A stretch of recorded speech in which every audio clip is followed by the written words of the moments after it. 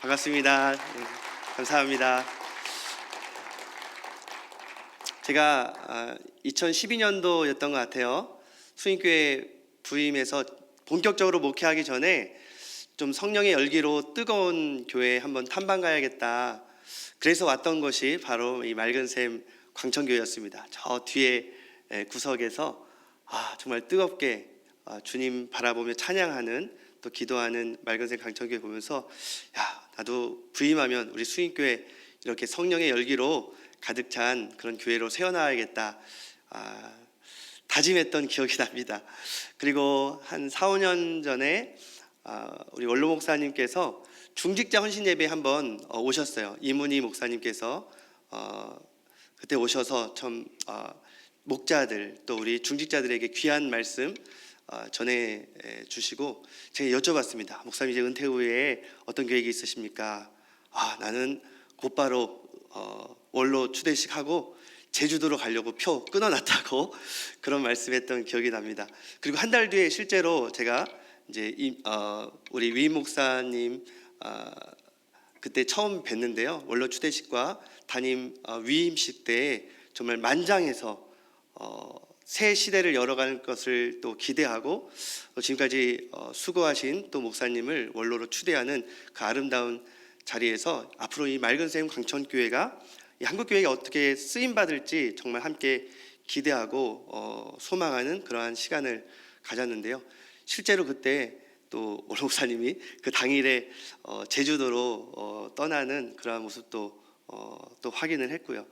그러다가 이제 코로나 시기에는 우리 목사님들끼리도 잘 만날 수가 없었지만, 또 노예 활동하다가 우리 김현중 목사님 서로 좀 인사하고 또 소개하는 그런 시간이 있었는데, 더 반가웠던 자리는 대외적인 자리에서 제자 훈련하는 목사님들이 네트워크하는 모임이 있습니다. 그런 모임에서 우리 목사님을 만나 뵈니까 우리 노예 목사님들 중에 제자 훈련하는 목사님이 좀 있으면 좋겠다, 그런 교회에 좀 같이 교제하면 좋겠다라는 생각을 평소 가지고 있었는데, 그때 우리 김현중 목사님 너무나도 반갑게 또 교제하고 그러한 연후로 해서 제가 지금 이 자리까지 서게 된 것 같습니다. 특별히 지금 50주년 맞이해서 임직식도 하고, 또 내일이면 50주년 기념 행사도 하는 지금 희년을 맞이하고 있는 이 귀한 때에 부족한 사람을 또 이렇게 강단에 불러주셔서 감사를 드립니다. 여러분, 희년 아닙니까? 희년은 바로 이 안식년이 이제 종을 놓아주는 그런 해라면, 희년은 이 토지까지도 다 제자리에 위치시키는 때예요. 모든 것들을 본래의 자리로 회복하는 때가 희년입니다. 이번 맑은샘 광천교회 50주년 희년을 통해서 그동안 무너지고 깨어진 모든 예배와 일상이 다 제자리로 회복되는 놀라운 역사가 있기를 주님의 이름으로 축원합니다. 하나님께서 놀라운 그 일을 이 광천교회 희년을 통해서 행하실 거예요. 그래서 가장 지금 오미크론이 막 정점을 향해 나아가고 막 대선 전국이고 가장 중요한 때에 이 맑은샘 광천교회 중요한 행사가 있는 것은 다 의미가 있습니다. 하나님의 섭리 가운데 그 더 섭리의 순종함으로 또 이렇게 나아가기 위해서 이 자리에 오신 여러분 한 분 한 분을 주님의 이름으로 축복합니다. 오늘 말씀은 이제 빌립보서 2장 19절에서 30절 말씀 가운데 두 사람을 소개하고자 합니다. 복음에 합당한 제자들이기 때문입니다. 빌립보 교회는 사도 바울과 굉장히 각별한 관계였습니다. 그래서 바울이 이제 아시아에 전도를 하려고 했는데 마게도냐의 환상을 보고 유럽에 처음으로 세운 교회가 바로 빌립보 교회였습니다. 그리고 이제 이 빌립보에 도착했을 때 예배할 곳이 없어서 이 성박 강가로 나가서 묵상하고 찬양하다가 누구를 만났냐면 옷감 장사라고 하죠. 자주 장사 루디아를 만나서 그 루디아의 집을 본초 기지로 삼아서 그렇게 예배가 시작되고 교회가 세워졌어요. 그 이후에 감옥에도 끌려갔지만 간수장이 회심하고 또 점 짓는 그런 귀신 들린 여인도 또한 회복되고 하면서 빌립보 교회가 하나님의 놀라운 부흥을 경험하게 됐습니다. 그리고 이제 이 사도 바울이 빌립보를 거쳐서 이제 루스드라라는 곳에 이르렀을 때 디모데라는 한 청년을 만나는데, 이 디모데는 모태신앙이었습니다. 외조모 로이스와 또 유니게 어머니 신앙을 본받아서 그렇게 바르게 성장한 이 청년이 바울을 통해서 인격과 신앙이 함께 다듬어지고 성장하는 놀라운 은혜를 경험합니다. 물론 바울과 함께 이제 전임 선교사로 같이 동행을 하면서 바울의 모습을 보고 이 디모데도 제자로 성장을 하게 된 것이죠.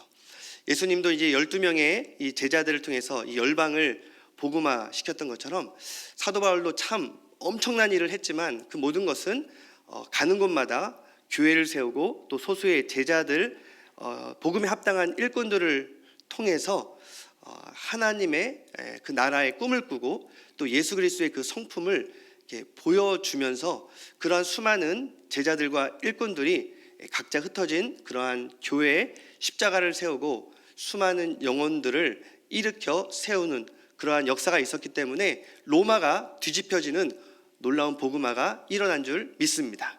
그 가운데 우리는 이 시간 두 명을 초점을 맞추려고 합니다. 한 사람은 바로 조금 전에 소개했던 디모데입니다. 디모데는 한마디로 예수의 일을 구하고 복음을 위하여 수고한 제자라고 소개해 드릴 수가 있습니다. 디모데는요, 이게 좀 성품이 본래부터 좀 고닫습니다. 그래서 남에게 위로를 주는 사람이었는데요, 바울이 디모데를 빌립보 교회에 소개하면서 이렇게 19절에서 소개하고 있습니다. 한번 같이 살펴볼까요? 함께 읽겠습니다. 시작. 내가 디모데를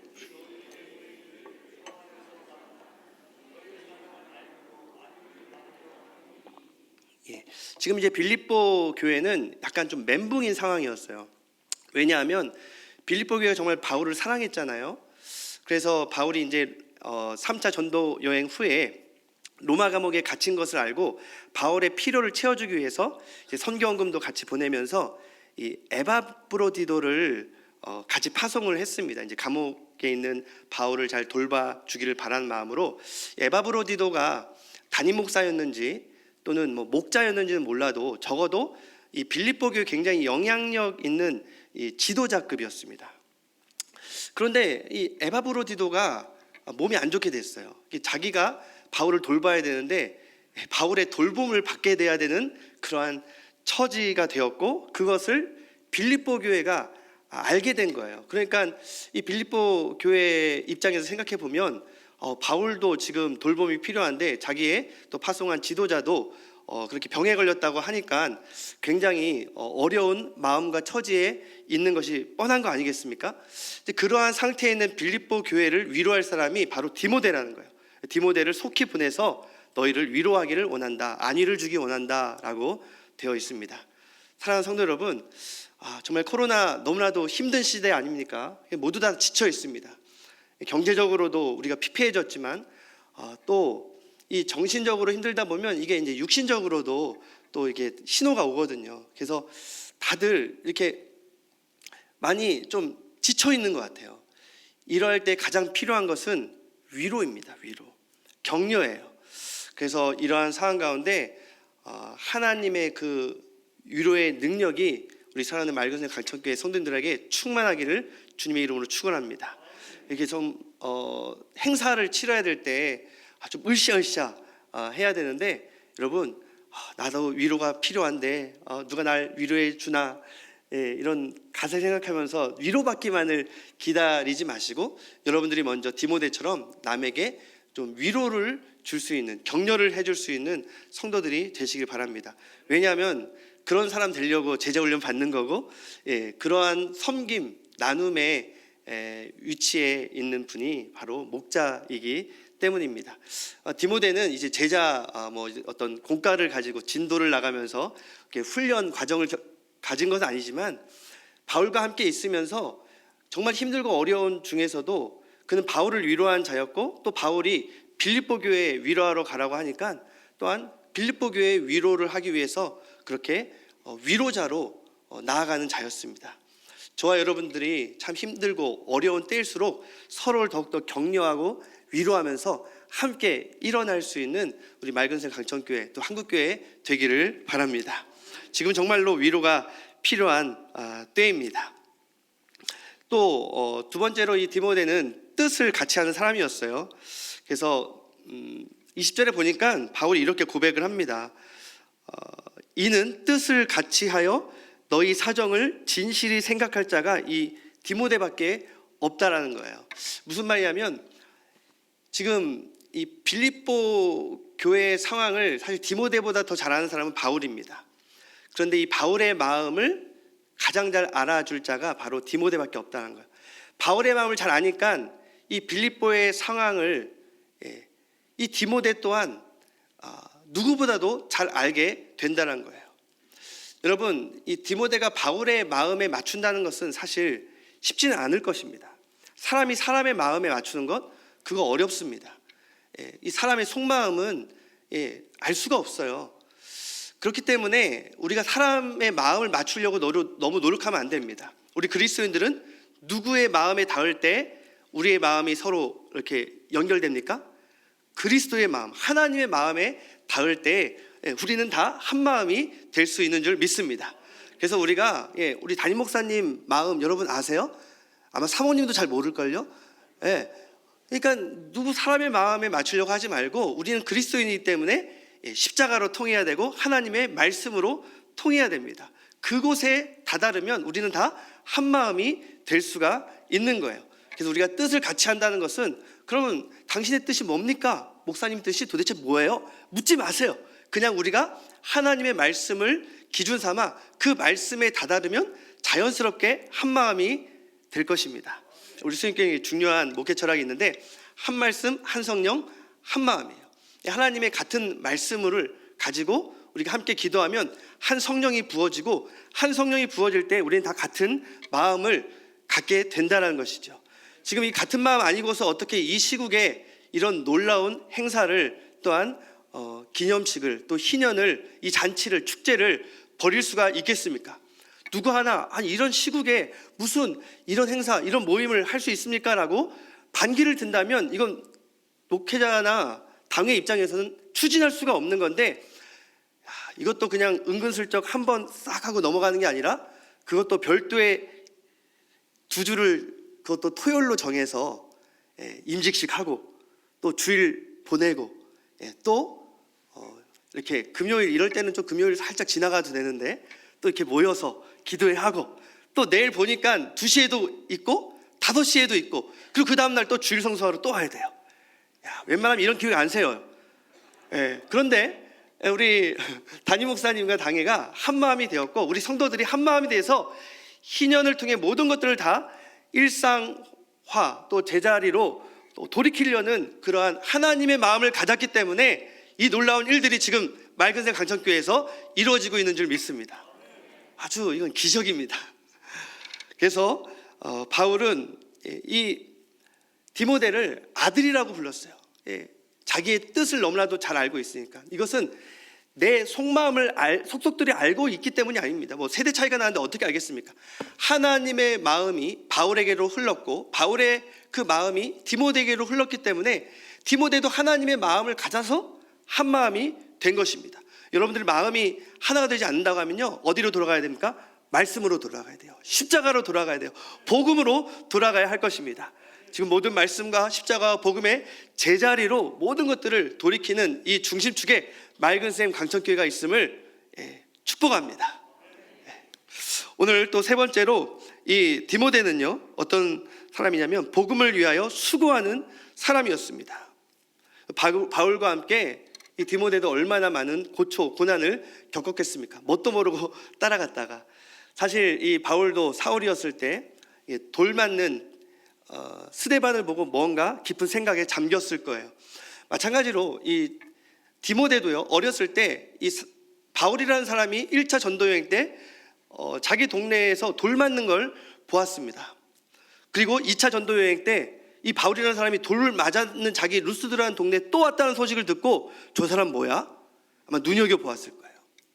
그리고 그의 전하는 복음에 이 디모데가 도전을 받고 바울 선생님 저도 따라가면 안 됩니까?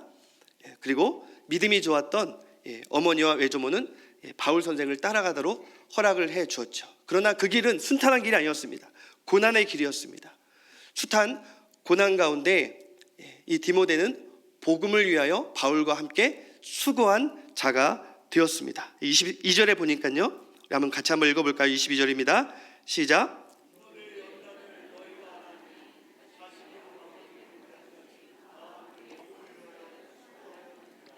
바울은요, 이 디모데가 너무나 고마운 거예요. 어느 고초를 당하거나 환난과 핍박을 당한 자리에 늘 디모데가 함께 있었기 때문입니다. 이 감옥까지 디모데는 함께 와 있지 않습니까? 마지막 그의 죽는 순간까지 그 곁을 지킨 사람 또한 디모데였습니다. 그렇기 때문에 바울은 디모데를 참아들, 신실한 아들, 나의 사랑하는 아들이라고 영적인 이 멘토 관계가 이루어졌던 것이죠. 참 놀랍습니다. 그러나 이러한 모습은 바울과 디모데 간의 어떤 특이한 관계라고 생각하지 않습니다. 우리가 어떠한 핍박과 환난 중에도 그 좁은 길, 예수 그리스도의 고난의 길을 걷기로 작정하는 제자의 삶을 살아가십시오. 그러면 그 제자의 길은요, 여러분들이 처음에 갈 때는 마치 첫 눈 쌓였을 때 길을 만드는 것처럼 힘들 것 같지만 사실 그 길은 내가 만든 개척의 길이 아닙니다. 이미 수많은 믿음의 선배들이 그 길을 걸어갔고요. 우리 맑은샘 광천교회가 이렇게 한국교회 영향력 있는 교회가 되기까지 우리 은퇴하신 우리 장로님들, 권사님들, 수많은 믿음의 선진들, 그분들이 닦아놓은 길이 있지 않습니까? 물론 그럼에도 불구하고 힘들죠. 그러나 우리가 그 길을 또 묵묵히 따라가는 거예요. 그러다 보면 우리의 다음 세대들이 또 우리의 믿음의 후배들이 그 길을 따라가게 될 것입니다. 우리 사랑하는 담임 목사님과 우리 당회원들, 또 우리 제자 훈련받은 우리 목자들과 우리 모든 중직자들이 험하고 좁은 길이지만 그 길을 묵묵히 따라감으로 말미암아 복음을 위하여 함께 수고한 동역자들 되기를 주님의 이름으로 축원합니다. 바울과 디모데의 관계는요, 그런 관계였습니다. 그런 관계가 우리 담임 목사님과 당회의 관계, 또 우리 당회원들과 또 우리 사랑하는 중직자들과의 관계, 또 여러분들이 품고 기도하고 전도하고 섬기는 그런 영혼들과의 관계, 목원들과의 관계가 되어야 할 것입니다.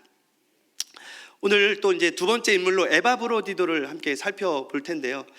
에바브로디도는 그리스도의 일을 위하여 목숨을 돌보자 하는 제자였습니다. 좀 전에 에바브로디도 좀 소개를 했을 때 빌립보 교회 리더로서 파송을 받았지만 병이 들었다고 했죠. 왜 병든지는 모르겠어요.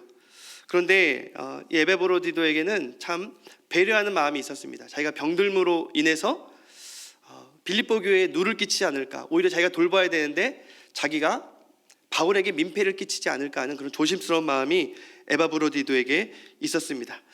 에바브로디도 너무 속상했어요. 왜냐하면 자기가 병든 걸 좀 파송한 교회가 몰랐기를 바랬는데 그 교회가 알게 된 거예요. 26절에 보니까 그가 너희 무리를 간절히 사모하고 자기가 병든 것을 너희가 들은 줄을 알고 심히 근심한지라.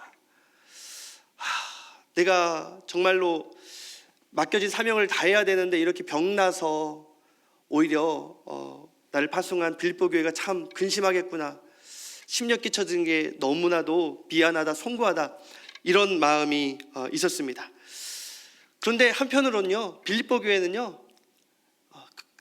이 에바브로디도 생각하는 것만큼 왜 하필 거기 가서 너 병들어서 민폐 끼치냐 이런 마음 갖지 않았어요. 서로를 배려하는 마음이 있었던 것이죠. 참 성숙한 교회였습니다. 고난과 환난 중에도 정말 핍박당하고 있는 바울을 돕기 위해서 선교 헌금을 보내기로 작정하고 그렇게 한 지도자를 파송한 너무나도 성숙한 교회 아니었습니까? 그래서 이 빌립보 교회는요, 에바브로디도마저 병든 것을 알고 왜 거기까지 가서 민폐 끼치고 그래? 이렇게 비난한 것이 아니라 참 그렇게 힘들었었구나, 정말로 어려운 그런 자리에서 사명 감당하다가 병들었구나, 어떡하지? 이러한 염려하는 마음을 진실로 가졌던 것입니다. 그런 빌립보 교회와 에바브로디도를 향한 바울의 배려도 있었어요. 그래서 바울은요, 자기가 지금 병들었기 때문에 돌보라고 에바브로디도를 빌립보 교회에 파송한 거 아닙니까? 그런데 에바브로디도마저 지금 이제 돌아갈 때 자기의 신복인 자기 아들과 같은 디모데를 같이 보냅니다. 이거 왜 그러냐면요, 혹이나 빌립보 교회에 이 에바브로디도를 오해하는 사람이 있을까 봐서 에바브로디도를 좀 대변하고 에바브로디도를 위하는 마음으로 자기의 지금 옆에 누구보다도 간절히 있어야 될 그 필요한 사람 디모데를 같이 보내주는 거예요. 왜냐하면 이 에바브로디도가 얼마나 충직하게 사명을 감당했는지 그것을 친히 알려주려고. 그리고 빌립보라는 서신까지 구구절절 다 작성해서 에바브로디도 편에 보내는 것입니다. 에바브로디도를 세워주고 있는 바울을 볼 수가 있습니다. 자기도 몸이 지금 안 좋아요. 누구의 돌봄을 봐야 됩니다. 그러나 그 디모데마저도 함께 보내는, 서로 이렇게 배려하는 마음이 엿보이지 않습니까? 빌립보 교회는 에바브로디도를, 에바브로디도는 빌립보 교회를, 그리고 바울은 또한 교회와 에바브로디도를 배려하는 이 아름다운 모습이 바로 한국교회의 모습이 되어야 되지 않겠습니까? 근데 한국교회는 이 배려라는 너무나도 참 쉬운 것 같은데 이 용어를 굉장히 어려워합니다. 낯설게 생각합니다. 배려는요, 그냥 단순한 친절이 아닙니다. 이 배려라는 것은 죄를 용서하기까지 우리를 용납해 주시는 하나님의 언약적 성품이 바로 이 배려입니다. 배려라는 것은요, 정말 이 자기끼리밖에 모르는, 자기밖에 모르는 이런 이기주의적인 사회, 뭐 내로남불 사회라고도 하는데 너무나도 필요한 모습입니다. 그런데 오히려 교회가 내 교회밖에 모르고 또 교회 안에서도 나밖에 모르는 그러한 배려심이 없다라고 한다면 이것은 그리스도의 참된 성품인 성령의 열매가 교회에서 제대로 열매 맺지 못한 것입니다. 그런데 우리 맑은새 강천교회 성도님들은 서로를 배려하는 마음이 있어요. 조금 전에 이렇게 목자분들 하면 일어나라고 했는데 안 일어나는 분들이 더 많더라고요. 이런 시국에 어떻게 해당도 안 되는데 여기까지 와서 함께 예배를 드리냐.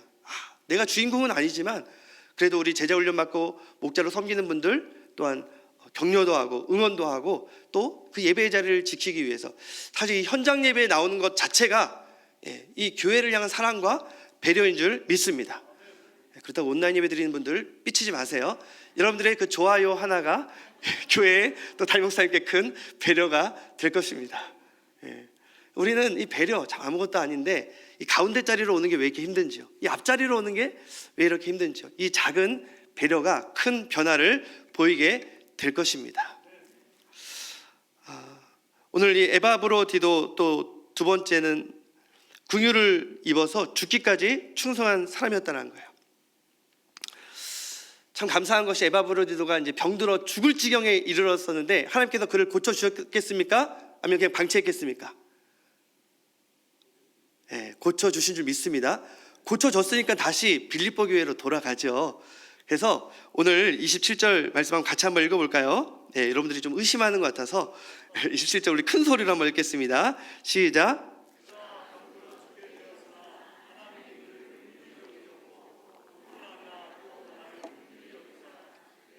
내 근심 위에 근심을 면하게 하셨느니라.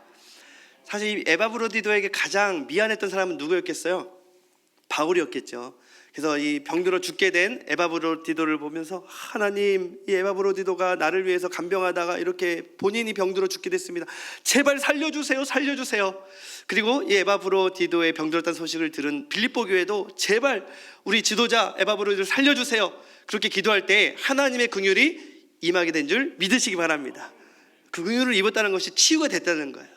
치유가 돼서 이제 다시 본 교회로 돌아가는 상황에 정말 에바브로디도가 힘들었을 때, 병들었을 때 가장 근심이었던 사람이 바로 바울이었는데 하나님께서 내 근심 위에 근심을 면하게 해 주었다, 치유해 주셨다라고 말씀합니다.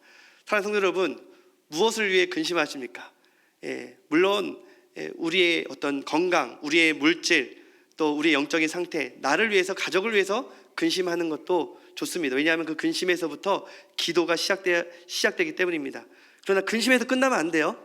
그런데 이왕 근심하는 거, 특별히 이러한 시국에는 나라 민족을 위해서 더욱더 근심하시기 바랍니다. 배려와도 연결되어 있는데요, 내가 지지한 사람이 당선이 안 됐어요. 그렇다고 너무 속상해하지 마시고, 또 내가 지지한 사람이 당선됐어요. 그렇다고 너무 대놓고 기뻐하지 마세요. 그 절반은 지금 죽을 지경에 있는 분들이니까요. 그러니까 서로 배려하는 마음이 있어야 되고, 이걸 통해서 이제 뭐 내가 지지하는 사람 안 했으니까 나라가 이제 끝장났다, 이런 생각도 하지 마세요. 그냥 여러분들 근심이 생긴다면 거기서 그치지 마시고 뭐 하시라고요? 기도하시기 바랍니다. 예, 근심에서 시작하는 기도건, 어떤 희망과 기대를 가지고 시작하는 기도건, 예, 우리는 결국 기도로 이어져야 될 것입니다. 그래서 우리 가운데 특별히 그러한 근심이 교회를 향한 근심, 이렇게 오미크론이 확진되는데 정점을 향해 나가는데 내일 50주년 행사 어떻게 할까? 우리 정말 이 역사적인 순간에 주일에 성도들이 현장에 많이 나오지 않으면 어떡할까? 근심에서 그치지 마시고 그 근심이 기도로 이어지기 바랍니다. 바울은 기도했습니다. 하나님, 제발 이 에바브로디도를 살려주세요. 근심에서 그치지 않은 그 기도는 놀라운 역사를 일으켰습니다. 하나님께서 긍휼을 베풀어 주신 줄 믿습니다.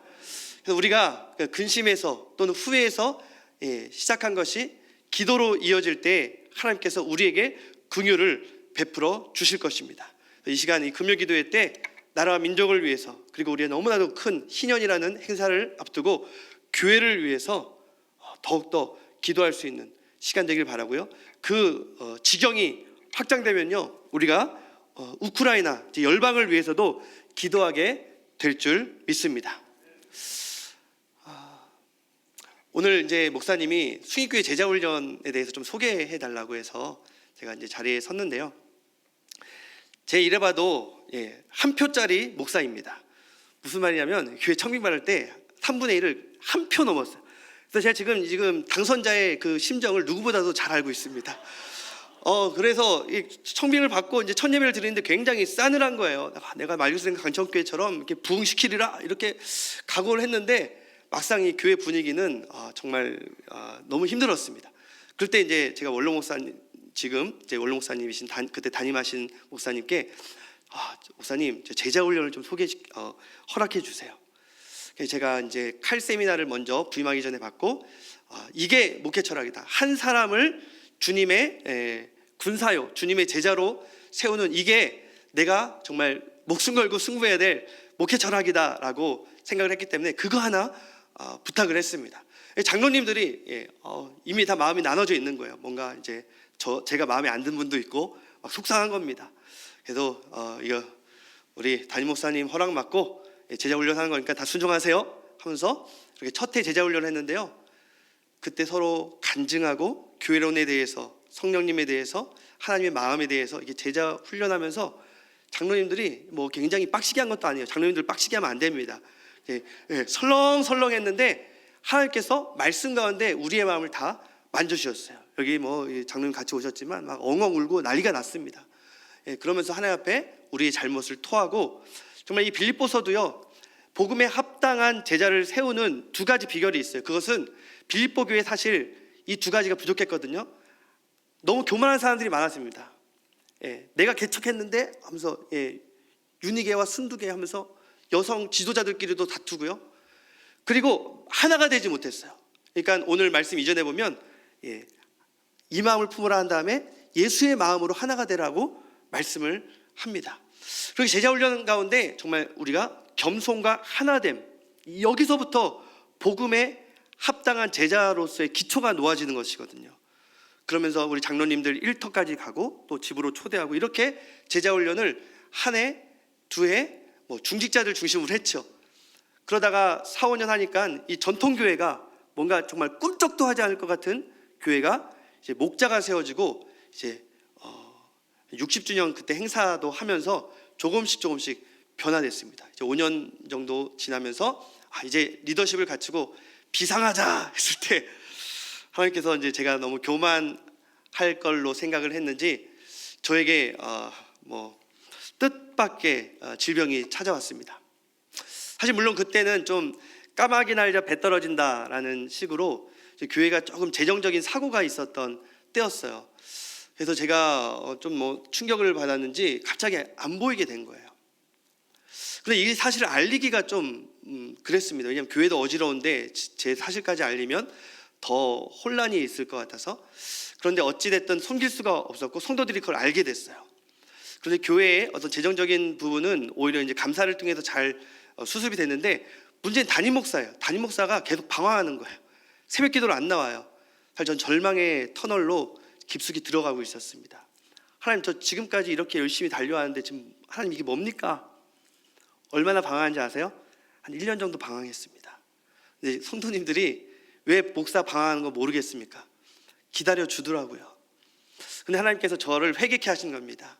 다니엘 기도회를 통해서 저에게 먼저 네가 잘못이지 왜 남 탓하느냐, 왜 네가 목회하다가 뭔가 엄청난 대가를 치는 것처럼 또 왜 코스프레 구냐고 저한테 책망을 하시더라고요.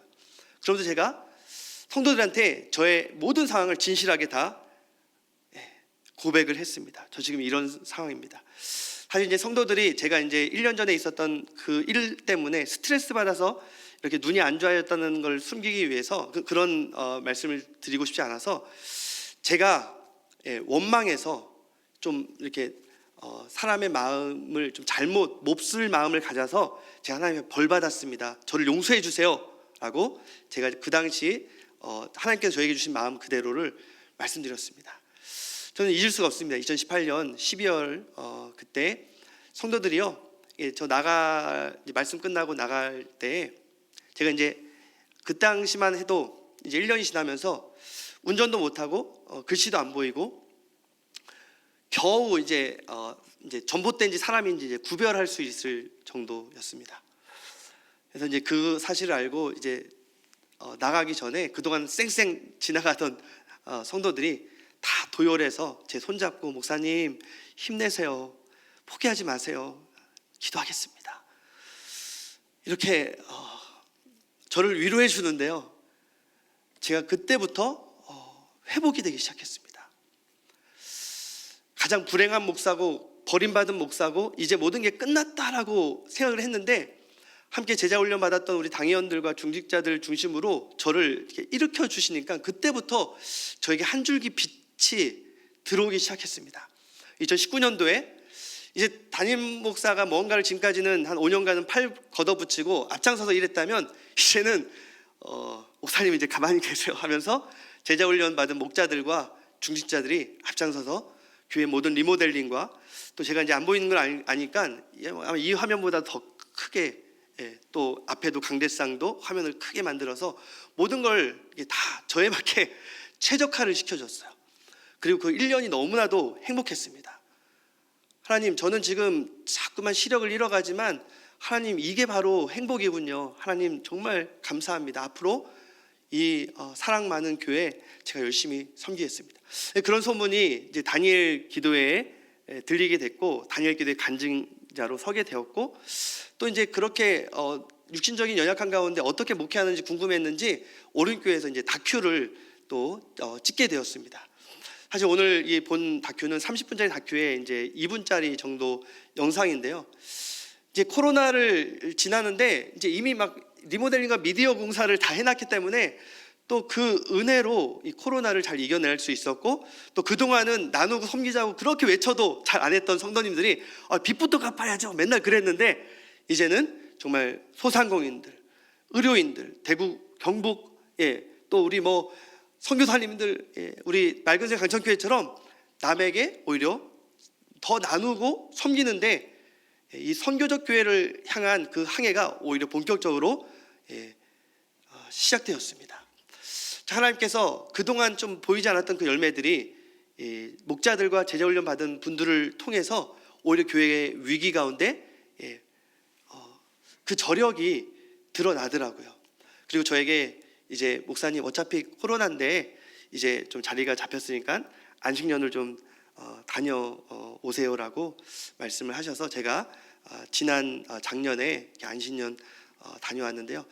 더 좀 신기한 것은 담임 목사가 없는데도 교회는 더 평안하고 교회가 더 이렇게 부흥되는 것 같아서 더 빨리 돌아야 될 것 같아서 제가 서둘러 12월 말에 돌아왔습니다.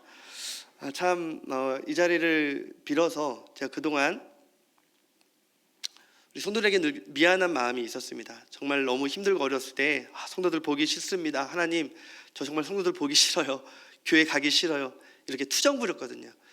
저는 지금도 그렇게 생각합니다. 그런 기도를 하나님 안 들어주셔도 되는데 하필이면 그 기도를 하나님 들어주셨어요. 근데 막상 육신적으로는 지금 성도들이 보이진 않지만 오히려 그러면서 제가 영안을 좀 뜨게 해달라고 더 기도하면서 하나님 이 양 제 영안을 밝혀주시는 거 정말 육신의 눈을 뜨게 해주신다면 이제는 성도들 얼싸안고 정말 하나님의 마음으로 다시금 목회하겠습니다.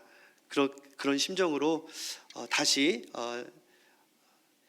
후반기에 이제 안식년 다녀와서 또 그 이후에 목회를 시작하려고 합니다.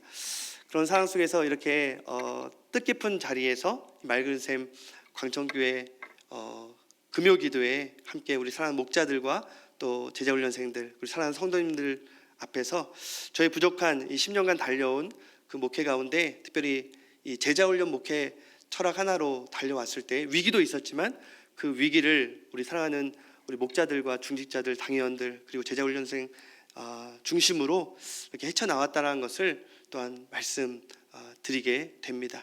오늘 결론을 맺으면서요, 이 에바브로디도 그리고 이 드모데 이들은 복음에 합당한 제자들이었습니다.